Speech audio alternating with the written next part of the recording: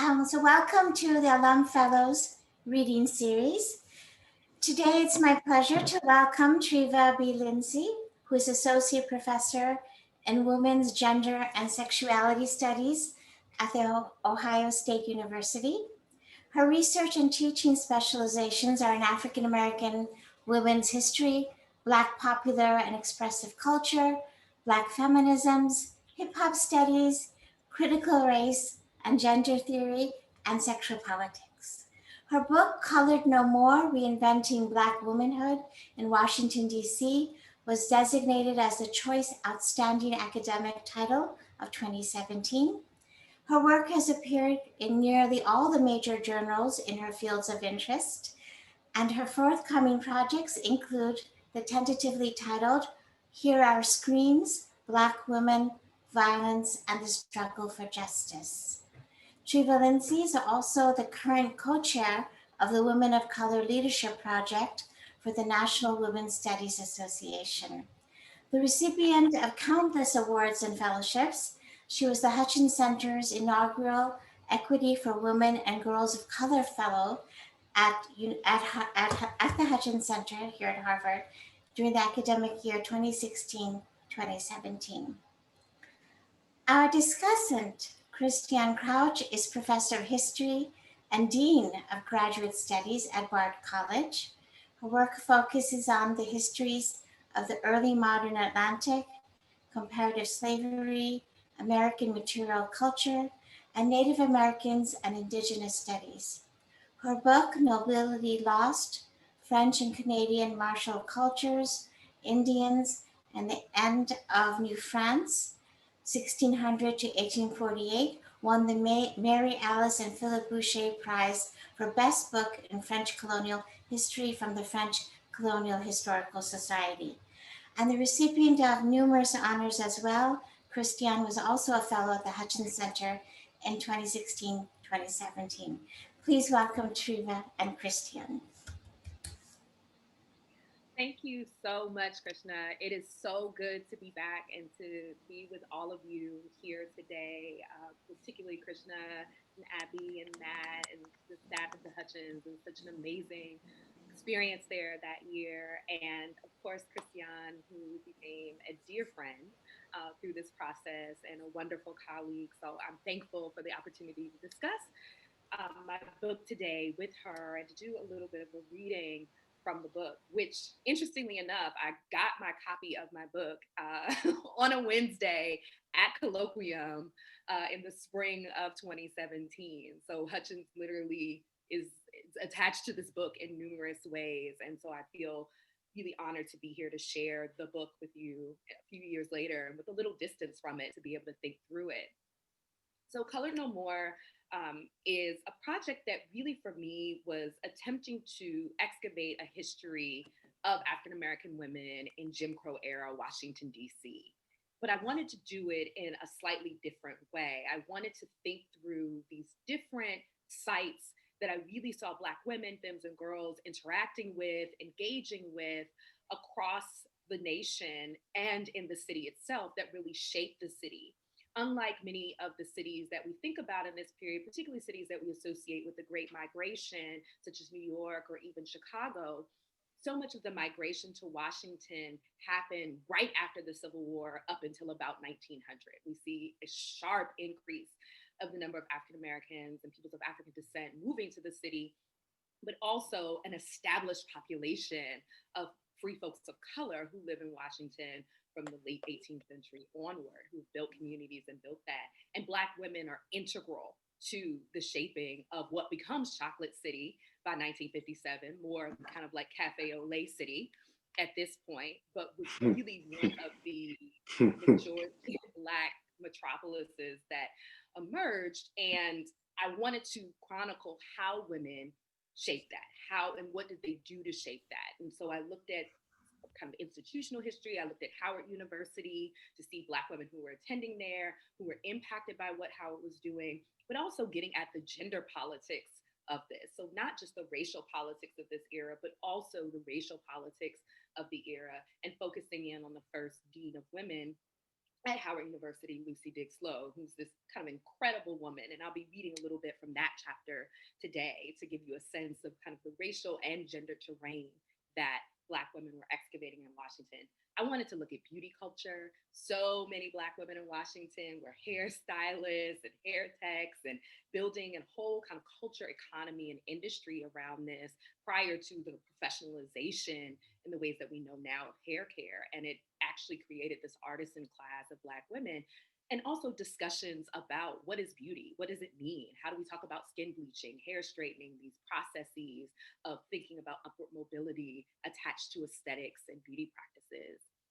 I looked at women's suffrage, which has meant this year I've been doing a lot of talking about the 19th Amendment and the activism that led to that and the tremendous contributions of Black women, but wanted to specifically look at Washington women and the kind of politics, sartorial politics, and aesthetic politics that they use with regards to their activism. And then lastly, I looked at the S Street Salon, which was a literary salon in Washington, D.C., that a lot of African American women, prominent African American women, writers, artists were a part of, and was also a space where we saw quite a lot of queer Black women interrogating their identities, their selves, their writing, their artistry, and to think about what that kind of space would have offered. And so ultimately, this mosaic approach kind of unveiled my hometown. I'm a DC girl. I grew up in Northeast Washington, DC, and I wanted to tell the story of these women. They're so fantastic and complex and intriguing, and to bring that together to understand the worlds that they created.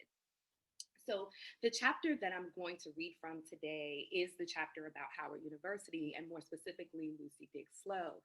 And Lucy Diggs Slowe attended Howard University prior to becoming the Dean of Women there in 1922. She is this kind of incredible figure in that she's a leader in everything. She is in the chorus. She's the first president of Alpha Kappa Alpha sorority. She is the first Black woman to win a national championship in tennis. Yes, not Althea Gibson. Actually, we have two before Althea Gibson. She's actually the first one in 1917 to win one. She is partnered with this amazing woman who's a playwright and teacher and New Negro era figure in her own right, Mary Burrill. They share their lives together until Slowe passes in 1937.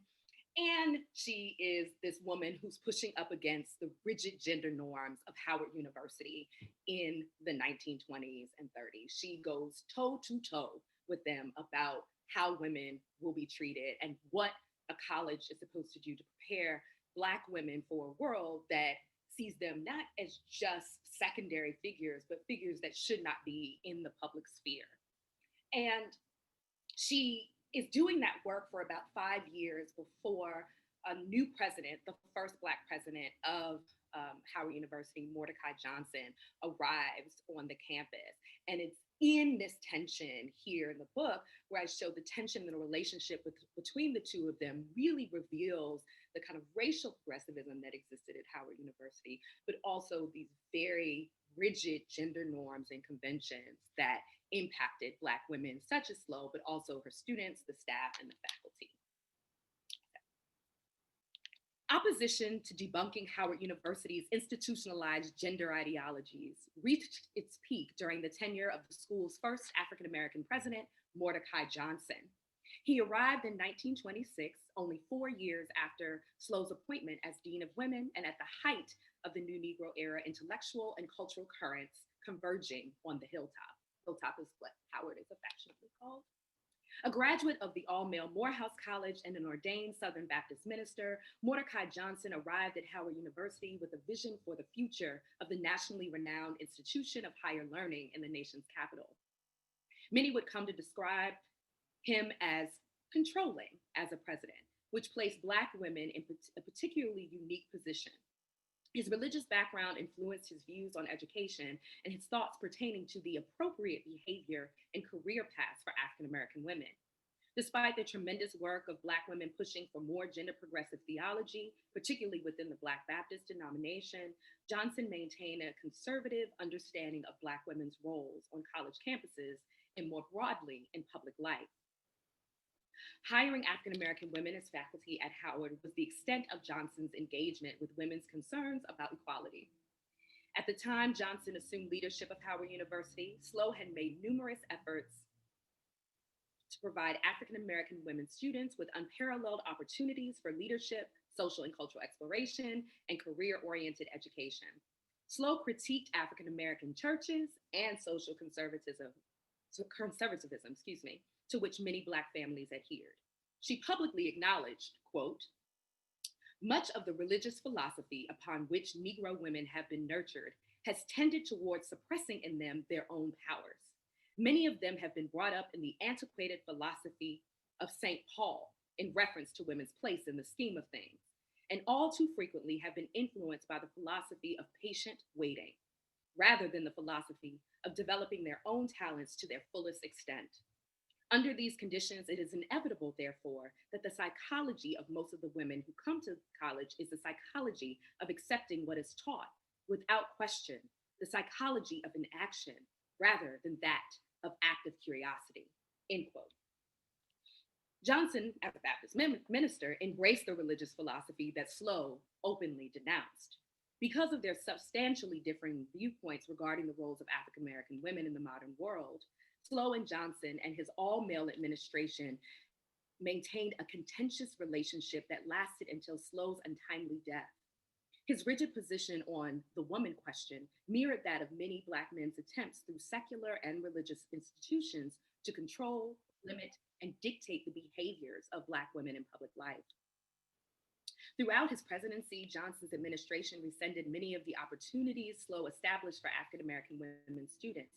Under Johnson, SLO lost her position as a member of the President's Council of Deans and her management role in the women's residence halls. Johnson demanded that SLO move to Howard's campus to supervise the African American women on campus.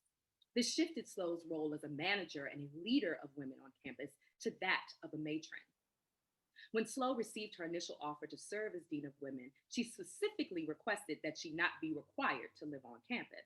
This request stemmed from a belief that her role as an administrator would in fact shift to that of a matron of Howard's women students. On most college and university campuses during this era, women administrators did function in this matronly capacity. SLO strongly opposed this role as both demeaning and regressive, as it undermined the general thrust of much of her work at Howard, which strove to dismantle policies based on the assumption that African American women required more supervision and restrictions and less leadership development than their male counterparts. Additionally, SLO shared a house and her life with a woman, Mary Burrell. The implications of two unrelated, single, according to them, adult women living together contradicted the university's values surrounding appropriate gender and sexual roles and relations. Although, as Jenny Beeman argues, SLO and Burrell perhaps benefited from the ambiguity of two unmarried women living together. SLO and Burrell met when they were both working as teachers, SLO in Baltimore and Burrell in Washington at the famed Dunbar High School, formerly M Street High School. When SLO took a job at Armstrong Manual Training Academy in Washington, the relationship between the two women intensified. Although they were referred to as housemates in official records after they moved in together at 1758 T Street Northwest and then to 1744 K Street Northwest, their relationship was intimate and known to peers. They lived together until SLO's death from kidney disease in 1937 while living at 1256 Kearny Street in the Brooklyn neighborhood of Northeast Washington. In numerous personal letters to SLO, friends and associates asked for SLO to give their regards to Burrell.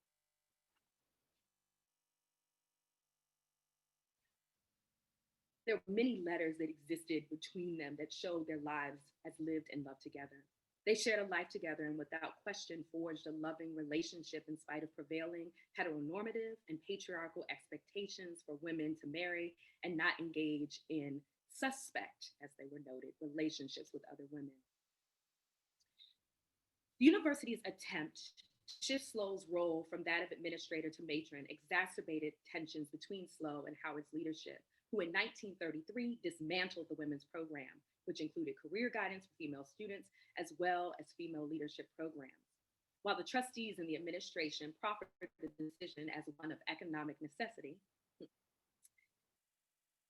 SLO firmly believed that the dissolution of the women's program signaled a devaluation of equal opportunities for women in higher education and responded with ferocity. Quote, When the trustees, in the interest of the economy, wiped out the women's department, every person except for two, they destroyed in one day practically everything that I had built up over a period of 11 years. End quote. The frustration Slow expressed stemmed also from the fact that only the Dean of Women was required to live on Howard's campus. The Dean of Men was permitted to reside in his own home in Washington. The implications of necessitating supervision for female students and faculty and staff, and not male students and faculty and staff, were particularly hurtful to African American women at Howard, who could interpret these policies as a reflection on their character and potential. This requirement also appeared to reflect the administration's continued discomfort and disdain for Slow and Burrill's relationship.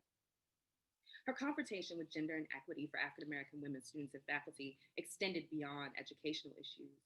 Slow sought to redefine relationships between men and women in higher education. She was focused on the daily treatment of women on college campuses and in the Black public sphere more generally.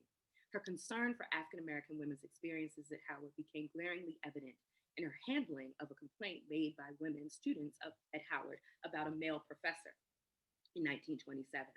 This complaint sparked a chain of events that highlighted the lack of power women students, faculty, and staff possessed at the university.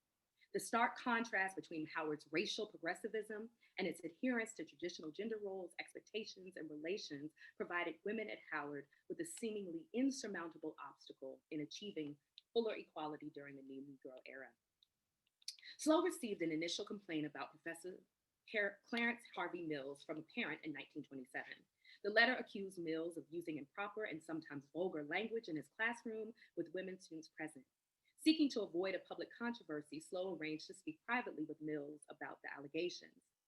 She noted that Mills responded positively to their meeting and actually thanked Slow for bringing it to his attention without involving the administration. The following day, however, Slow received a letter from Mills, which she described as vile. This letter accused the female student of hypocrisy, of spending too much time in brothels, and of pretending to be offended by the vulgar language Mills used in the classroom. His written reaction to the accusations attacked not just the character of his accusers, but also Slow in her position as dean. Of Slow, Mills wrote, quote, "You forget that you are merely the dean of women and not the custodian of morals of the male teachers of Howard University," end quote. He suggested also that if Slow had the same responsibilities as her male counterparts, she would not be a receptacle for ridiculous complaints lodged against respected male faculty members. After receiving this letter, Slow shared what transpired from the initial complaint to this point with Dudley Weldon Woodard, professor of mathematics and dean of the School of Liberal Arts, and President Mordecai Johnson. Woodard and Johnson agreed that both the parents' complaint and Mills' letter to Slow warranted serious actions. During a meeting with Mills, it was decided that he would be dismissed at the end of the term, that no public discussion would accompany the administration's decision, and that Mills must apologize to Dean Slow for his scathing remarks about her. Inevitably, however, Mills finished the entire year at Howard and was granted a leave of absence with partial salary during the next academic year. During his leave of absence, Mills finished his doctoral degree at the University of Chicago and continued a career in education unmarred by his behavior towards Howard women. Mills' eventual departure from Howard was more voluntary than punitive. Slow's relationship with Howard's male administrators, particularly President Johnson, further deteriorated because of her insistence on Professor Mills' termination and of her advocacy against Howard women being subjected to gender-based harassment. The consequences Slow endured did not deter her from remaining outspoken about a campus culture that silenced the voices of women and condoned an intra-racial gender hierarchy at the student and faculty and staff levels. Her 1927 memorandum on the Mills case conveyed a profound sense of disappointment and frustration with Howard University and its attitudes and policies towards African American women. This memorandum affirmed her commitment to ensuring Howard's administration evaluate the experiences of women at the university. In addition to drafting one of the first known memos about the sexual harassment of African American women in the academy, used this memo to critique gender inequity more broadly at Howard.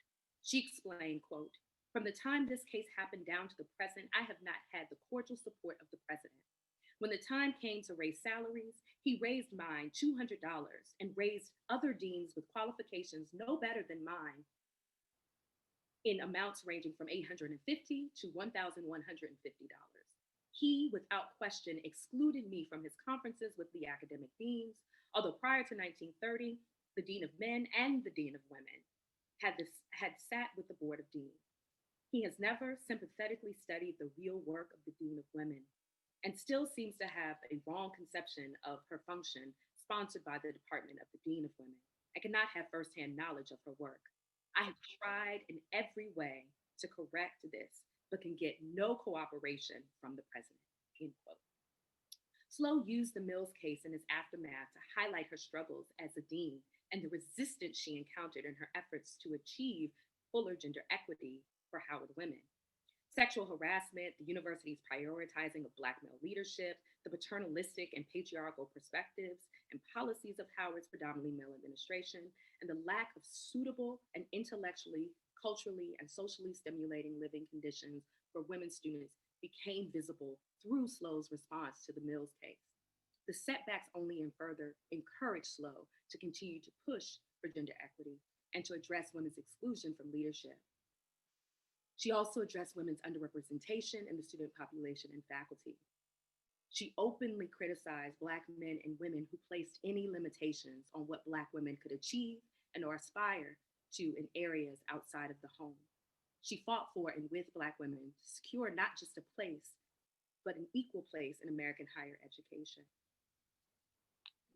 And so in this, it was so fascinating because Slow has a lot of bits in here where she is contesting and pushing and fighting and railing against Howard University, but also the broader context of what's happening as well. And so she's railing against those white supremacy, gender inequity, interracial contexts in which gender politics like Mordecai Johnson's are on full display and are embedded in the culture.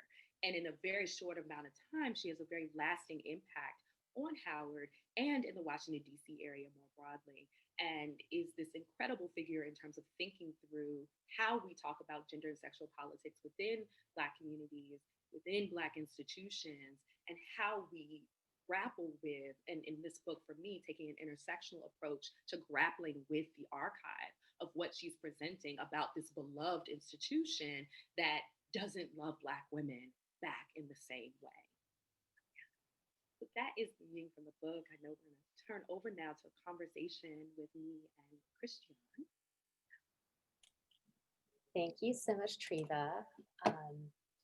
I seem to be unable to turn my video on. So there we go. All right. So thank you so much, Treva. I have to say, revisiting this book, especially now, I read it when it came out when we were at Hutchins together, but to come back to it now, the resonances with so much of what we're seeing and hearing, they're really powerful. So I don't know if everyone got a chance to see the cover. I'm going to hold up my copy because I think this is an instance where I know we're not supposed to judge books by their covers, but this cover is stunning. So I actually wanted to know a little bit about that process. Did you see this photograph in the archives while you were working on the book? Was this something that came afterwards? Because these 4 women are so arresting. You can't look at this book and not want to stop and know who they are. Yes, which is always the thing an author wants, right? That you want a cover that conveys. So I saw the image in the archive when I was doing research in the Library of Congress, and it's actually a Black and white image, and it's women sitting on the steps that they're sitting on outside of the AUC, so the Atlanta University Center. And I was just like, but that attitude, that vibe, that is so interesting. And so we were talking about the cover. So many of the women who were coming into Washington were coming from these different places, that were coming from these colleges and universities, coming to DC, seeking these opportunities. Their images, actually, the Black and white image you can find in Tanisha Ford's book, Liberated Threads, the thinking about the kind of sartorial presence of what they're wearing. But the whole vibe was everything. One of my friends joked and said it was like the original Bad and Bougie, right? That you see cover of there. Like the looks, there's like the stance, there's a hand one. Every different times when I look at it, I'm like, oh no, I'm number 2, I'm number 3 when I'm looking at it, what my mood is. But having the capital in the background, of seeing that they're looking out from there in the ways that they were coming to the city in search of these kinds of opportunities, but also were helping to make the city, that they were so deeply entrenched into the fabric of what became Chocolate City. And I really wanted to highlight that and also give this sense of cool and style and aesthetic. So often Black cool is masculinized in the ways that we talk about it. It's particularly attached to kind of cisgender Black male performance. And so this to me conveyed a particular kind of cool and aesthetic cool that I think a lot of these Black women were shaping the culture in DC as well. I mean, I think that that's right. The ways in which you just expressed that we can see ourselves in these women and that they are shaping the culture is so powerful. And I guess, I also grew up in DC. It was the place we came back to when my family would return from overseas. And, there were parts of DC's history that my mom made sure that I knew, that I learned. We would drive through the streets and learn about. But then I think when I first read this and when I came back to it, this book is also a revelation about a DC that I didn't get to know about. So I knew about Anna Julia Cooper. I knew about the M Street School, now Dunbar School, but I didn't know about Mary Burrell. And so I wanted to hear a little bit more about how you knew to go look for these women, even coming from your hometown. Right, because I similarly didn't get this education in DC about my home. I would see little things. There's Slow Elementary used to exist. There's Anna Julia Cooper Way, Slow Hall at Howard University. Then there are a couple things that noted Mary Church Terrell. So there are markers all around the city, but in ways that I didn't have a DC history class, but DC history was required in DC public schools. But even then, I from what I got in talking to my mother and my father, who were both educators in DC public schools, this was not something they knew either. And my father was a history teacher. And so I was like, okay, this is fascinating. But what really happened is that I was a Black girl coming from DC and then PG County I went to Oberlin. And so many of the Black women that show up in my book are also Oberlin alums, because Oberlin has this incredible history of having open admissions since 1835. So the first Black women to graduate in the United States with a bachelor's from the bachelor's program at a college were from Oberlin College. So some of the papers and things were there. So I started to dig there. They were interesting and compelling. And I was like, okay, these women are kind of following me, or I'm following them. Something's happening to that effect. But we still don't really know their stories and how they connect, and the collectivity that existed, the relationships that existed, the fraughtness, the tensions, the controversy that existed.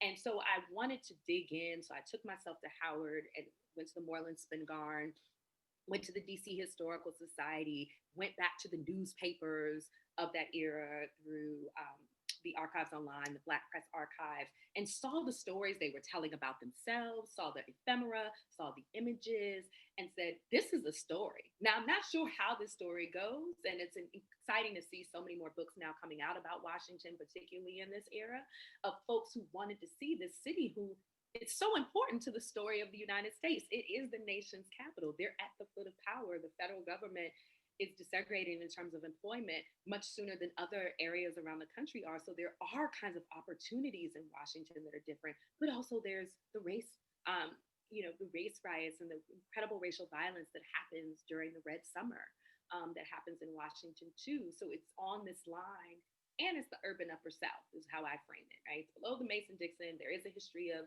enslavement there, but it's also a city that has this robust and thriving community of color that was important, and women played a role in that. And so even the work that I saw existed still tended to focus on really prominent African-American men, whereas the women were as important to the story, if not more in certain arenas, into shaping the culture and politics of Black Washington. Yeah, I mean, there's a moment where you talk about Christine Stansell's City of Women, and I know she's mostly thinking, about northern urban centers, but it struck me so powerfully across the chapters. I know you were reading from the chapter about Howard and Lucy Slowe, but then Mary Burrell comes back when you're talking about the S Street Salon. This is a world of women. This is a city of women.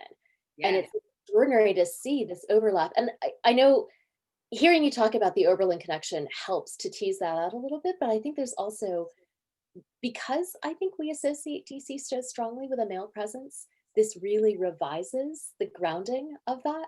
And I think that there's also a really interesting way in which right when we were starting this seminar and, everyone was arriving, tracing out the connections that you have as a scholar to many former Hutchins Fellows, many current Hutchins Fellows. Yes. It's striking to me how similar these orbits still are, right? That you're making an intersectional argument, and yet you're also making a temporal argument that is still in effect for women who are trying to push the boundaries of intellectual inquiry, who are coming from this community. Yes, absolutely. I mean, the S Street Salon community, I wish I could have been a fly on the wall. It's always a sticky question when you ask Black folks, folks of color, like, what era would you go back to? And then you're like, well, white supremacy kind of really violent here, here, here, here, here, and here. So I don't know, that's really a great question to ask, but there are these incredible moments, and I'm always attuned to the ways that Black women, Black femmes, Black girls create joy and community and collectivity, even ones that aren't specifically or explicitly attached to resistance per se, but literally like finding community. And S Street Salon for me was the space where you saw these Black women and quite a few what we would identify now as queer women, but certainly same gender loving, same gender relationships, women of space to engage with each other, to sharpen each other as writers, to sharpen each other as artists, and think about birth control, abortion, lynching, love, relationships, intimacy. All of these things are getting talked about, and we talk about literary salons, the turn of the 20th century as an important part of women's culture, and certainly that lead into how we think about the Harlem Renaissance and the New Negro movement. But the S Street Salon wasn't really in that conversation as much as it should be. It's now a historic landmark, which it was the home of Georgia Douglas Johnson, an amazing New Negro era writer. And that recognition is long overdue, because even some of the faves of folks we think about and associate with the Harlem Renaissance and the New Negro movement more broadly were coming through and coming by, getting their work taken to the shed, thinking about their ideas and thinking about that creating a community. And so there were so many connections among these people. It's hard to think about the work that comes out of this moment as individual enterprises, that they happen in community and with a kind of peer review process that is so generative and also critically generous in the ways that they engage one another, which didn't mean they didn't go hard at each other too, but they found ways to hold each other accountable to both artistic principles as well as these kind of political commitments that emerged in the early 20th century among Black Washingtonians and those traveling to Washington from these other places throughout the country. I mean, I think that also emerges in your beauty chapter, right? In thinking about these questions of the diversity of how to address the crisis that is having an impact on all of these Black women. I mean, I think part of what comes across so powerfully in the book as a whole is that you're really making the point, there is no one new Negro woman, right? That it is, and it's partially the intersectional argument, but it is also, there are so many ways that these women are responding at elite levels through the politics of respectability, but also in the challenge of that, right? Trying to take apart this system in really innovative ways that I think actually is refreshing and helps us to see that now. And I guess that was the other thing I really wanted to ask you about. You've done so much extraordinary writing for public audiences, right? Really, truly public facing work.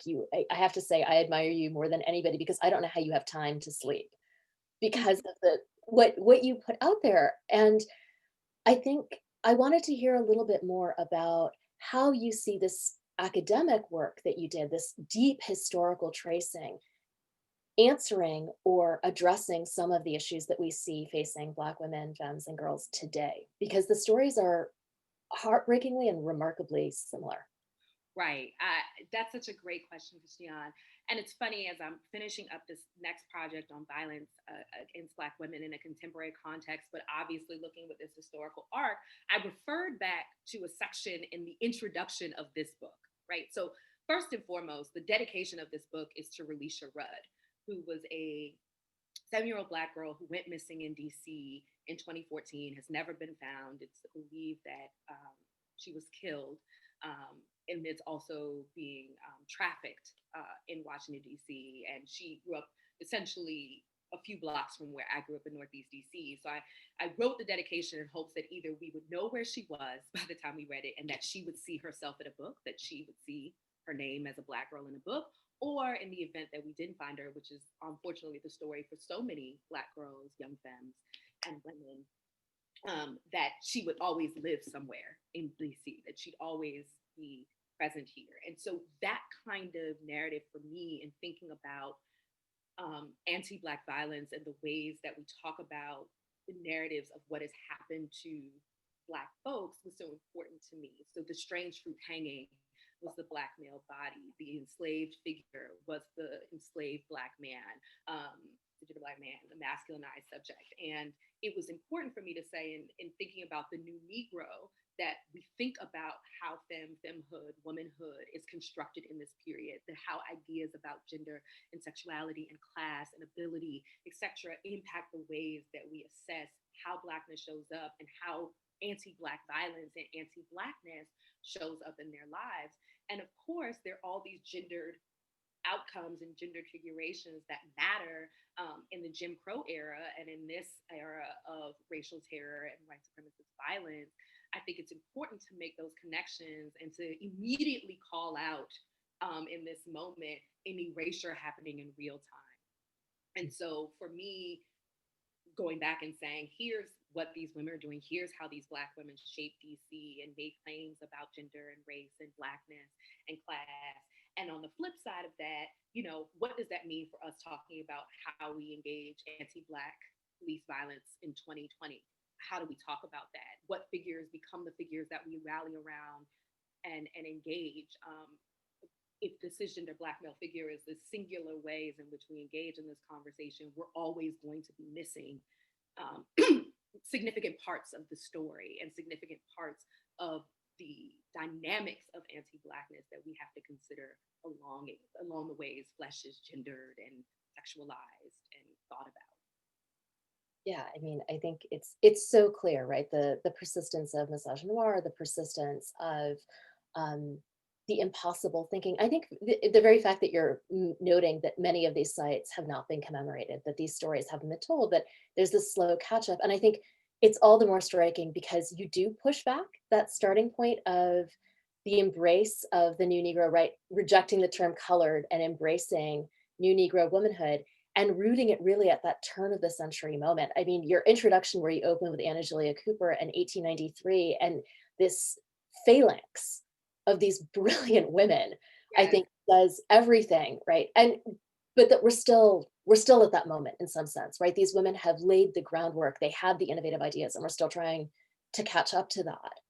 Yes, I mean, I always think about when people try and connect my work, I'm like, I look at turn of the century Black womanhood, right? What's happening in these early eras, these decades, and these transitions, these huge kind of global shifts that are happening around identity, around industry, around technology, et cetera. And what is the impact of that on the ways that we think about Black womanhood, girlhood, femhood, personhood that are important to consider in these moments? And in that intro, I wanted to say, like, hey, I know we want to, Elaine Locke, it's important, New Negro, 1920s, it's this interwar movement, it's New York, it's, because of the incredible work of Devarian Baldwin, we think more of Chicago in that conversation now. And, prior to my book, The Book of the New Negro Woman, that was thought out by Aaron Chapman. And I was like, something else still needs to be added to this conversation. Not just a corrective, but I want an expansive conversation regarding how this happens. And these women are not just fascinating. They literally shift and are saying things about being new. They're talking about as Negroes.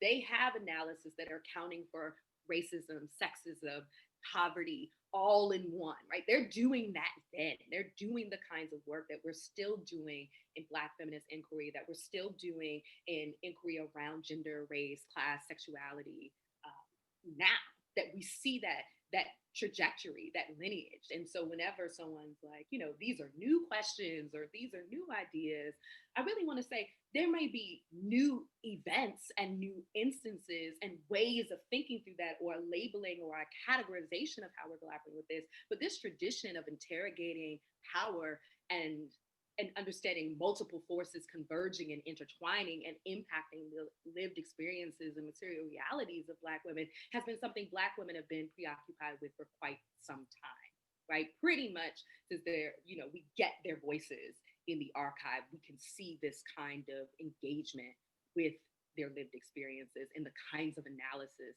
that emerge. And so at the World's Fair, these women are giving it to you straight about that intersection. And I thought it was important to say they said they were new. They interrogated what this new world meant. They understood themselves in a different condition, in a different circumstance than they were prior to that. And I wanted to honor that. And beyond this kind of categorization of the new Negro as singularly interwar, but moving that back to when and how these women identified themselves. Yeah, I mean, and you do it beautifully. I could keep going, but I know that I'm also supposed to allow some space for questions from other folks. And I know that there is already a question in the Q&A chat box here. Thank you. So Martha Patterson asks, did you find that women at Howard used the trope of the new Negro woman to describe themselves? This is a great question. You see a little bit of new Negro that pops up in some of the papers. As much, it's not as much a moniker in the ways that people navigate and think through the world. For me, that broad categorization was about capturing a sentiment and attitude, beliefs, and a kind of conceptualization of what it meant to enter into these spaces as a new woman and out of the status of enslaved person, and this combination of the new Negro. So you do have these moments where you see new Negro in text and in proclamations and in the school newspaper. But more broadly, I think the term has more so been used as a conceptualization of a convergence of ideas about being a new woman, which is an ideology that's also swimming around at the turn of the 20th century, and the Negro. That emerges in response to identifications as colored or as enslaved or other, in this case, in other derogatory terms. It's an attempt to claim something within the context of Blackness. Thank you. Well, I have a question. You grew up in DC, so how are these stories of these lived experiences being received by the people in your community? Yeah.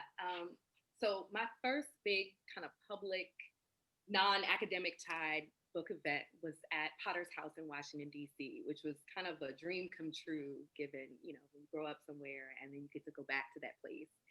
And it was a sold out, it was free, so I don't know what a sold out event was. But when I got there was already a line outside and like tons of people. We had an overflow room and so many were DC residents. Like, I didn't know this. This is so great to turn. I can't wait to sit and teach with this. I know a couple of my chapters have been engaged by different teachers in DC public schools as a way to incorporate this into the DC history classes and the US history classes that they have to center this.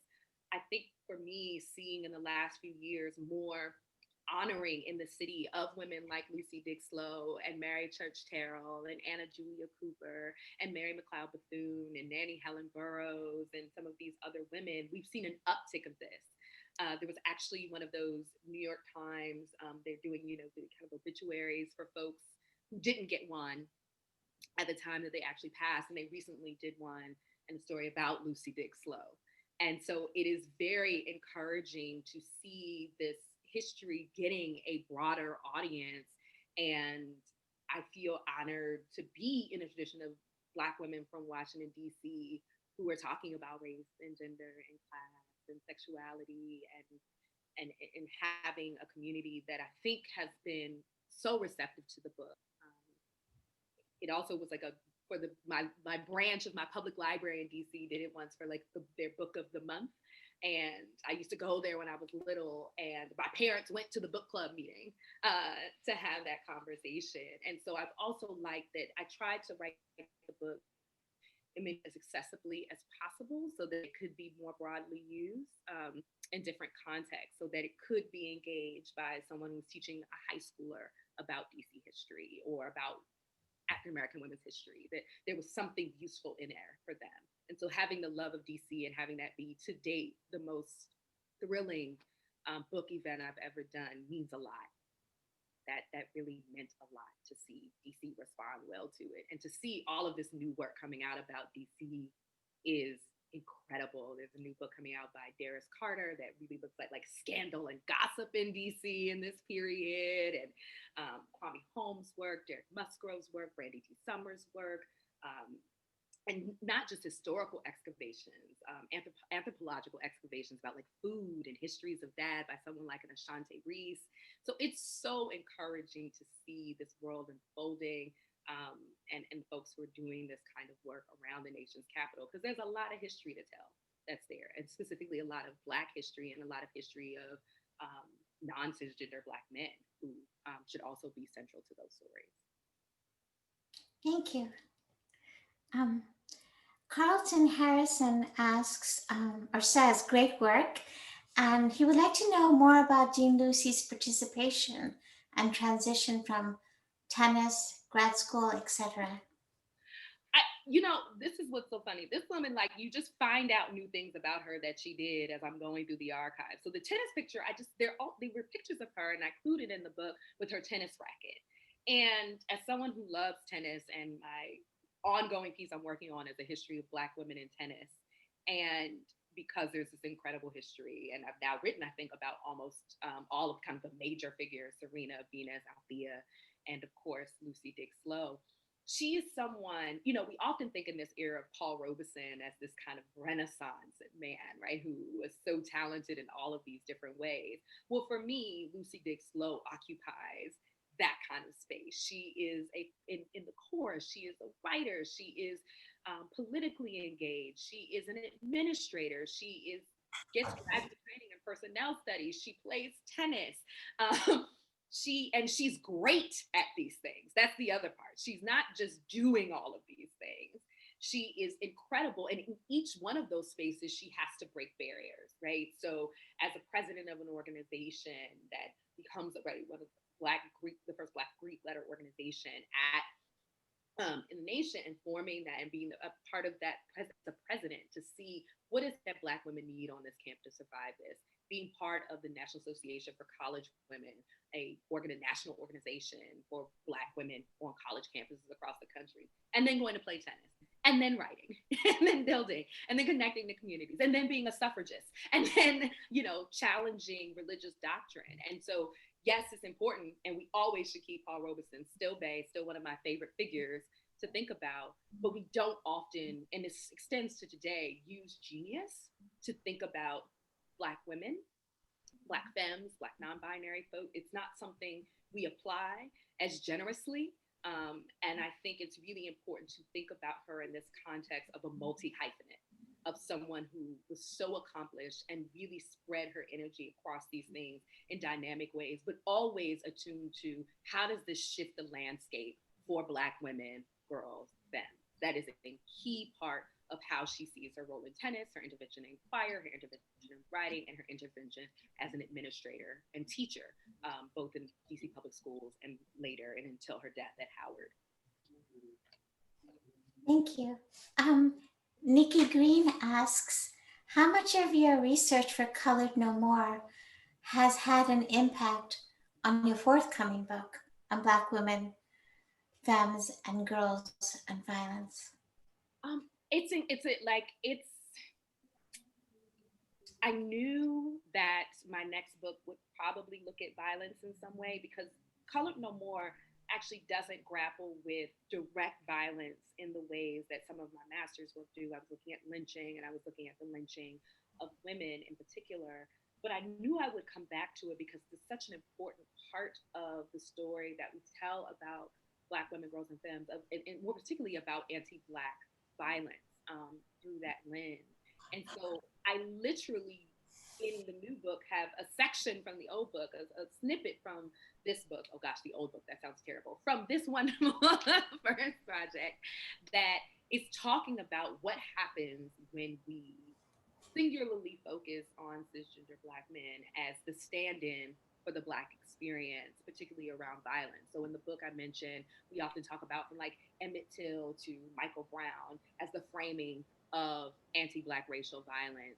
We tend not to think about the four little girls, and we don't even name them usually, to Breonna Taylor, for instance, and how we even demarcate how we think about anti-Black racial violence and the Black experience. And so I think what is important for me, and Christian, I think eloquently said this earlier, is the multitudes within the Black experience, and certainly within Black women's and femmes and girls' experiences. And so this project builds on that by using violence as the central vector and the kinds of resistance that Black femmes, girls, women engage in response to that violence and that consistent erasure, not just as victims, but also as subjects when we're documenting how this violence happens.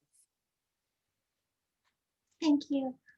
Will Pruitt asks, how can we use Slow's legacy to interpret Howard's significance and the training of Kamala Harris, a serious contender for the U.S. Vice President?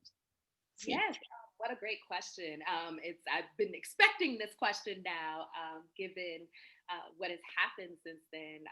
I think Howard alums, I have a special place in my heart always for Howard. It was the college I knew. It was the university I knew as someone who was growing up there and saw just how many dynamic people came out of there. And I would ride past Slow Hall not knowing who Slow was. And Slow is this groundbreaking person at Howard, both as a student. She's, class valedictorian. She is president of all these organizations. She is chosen by the administration to supervise the other Black women on campus. And she later rejects this practice when she's dean. It's like, that's patronizing and stupid and sexist.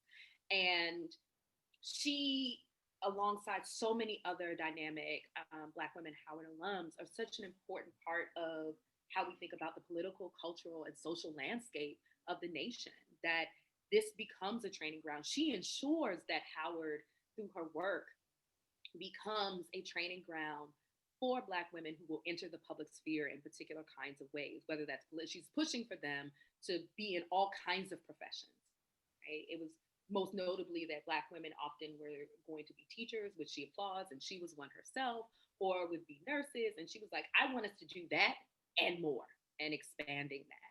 And so she wanted possibility expanding. And so I think Lucy Dick Slow is absolutely someone who could imagine a Kamala Harris.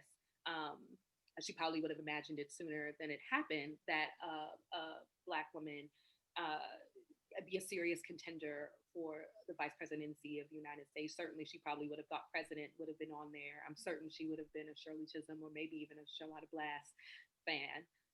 As well, given her own politics. But I think it's important to say what she created at Howard made possible the aspirations and imagination of generations of Black women, femmes, and girls who attend Howard and other institutions of higher learning throughout the nation. I mean, Slow is an integral part of that history.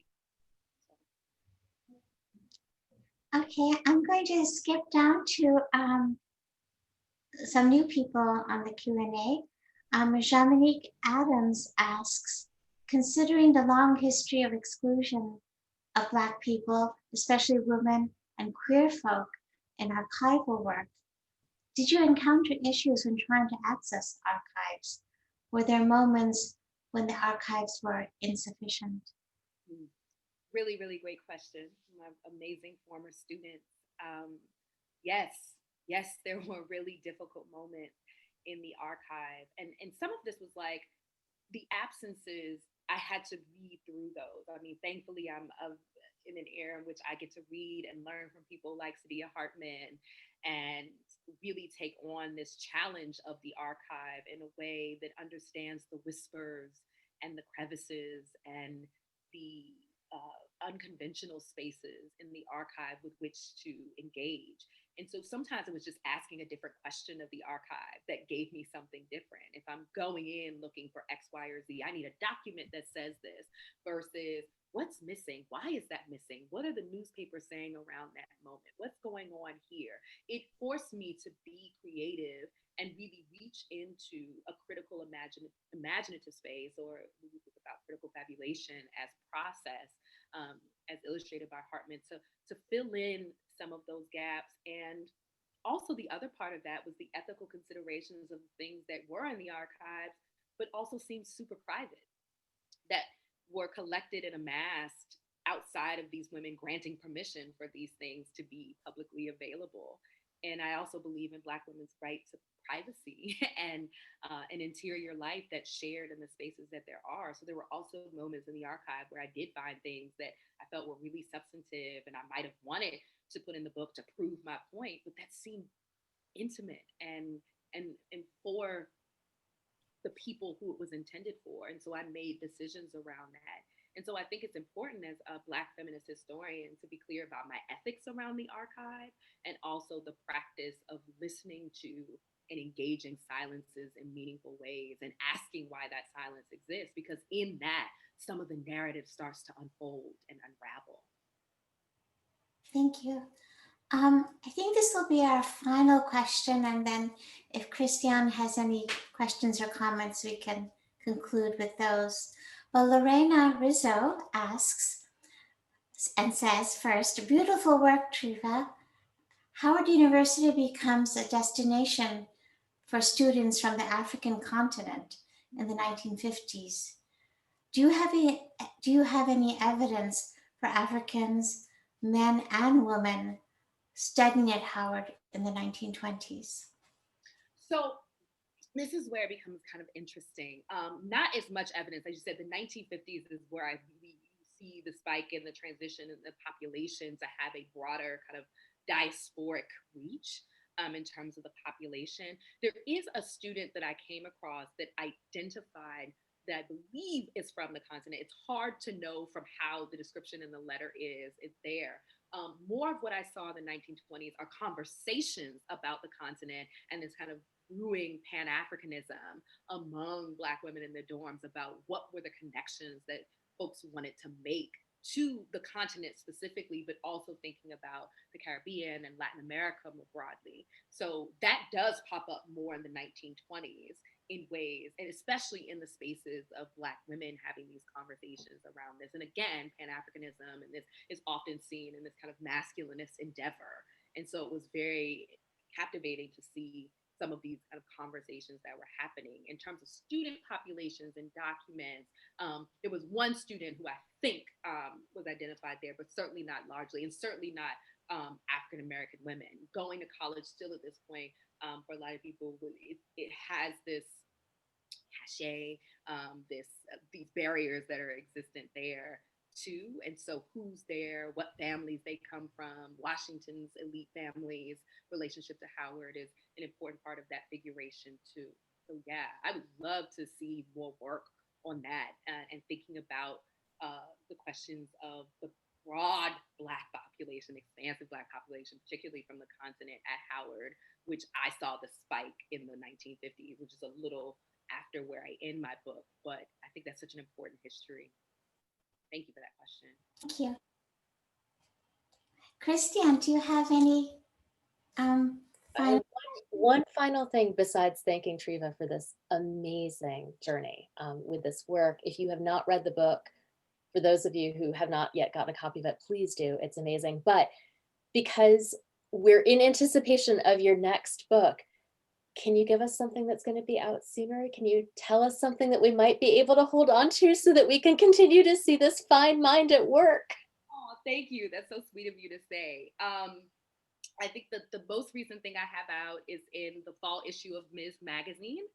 And it is out and available. Order it if you can. It's their special election equality issue. And I wrote about my journey as a Black feminist to abolitionist politics.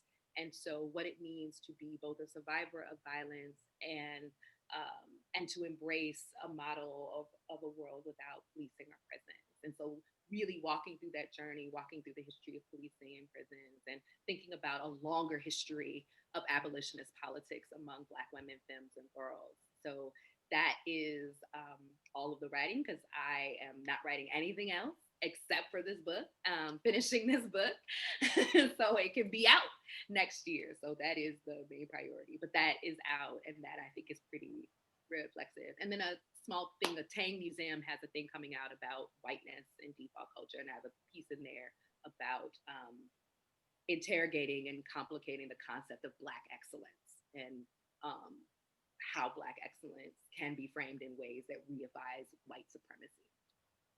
I have to say you're working in the tradition of the women that you shared with us today. So it's beautiful. Thank you so much, Treva. Thank you so much, Krishna. It's such a pleasure talking about this with you.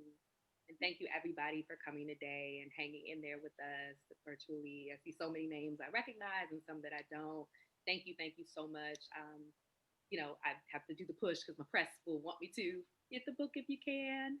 Support independent bookstores. It's available at bookshop.org, Karis Books, Uncle Bobby's, Harriet's, Lit Bar, really amazing independent bookstores. Or you can go directly through Illinois Press. Thank you. Thank you both. Thank you so much.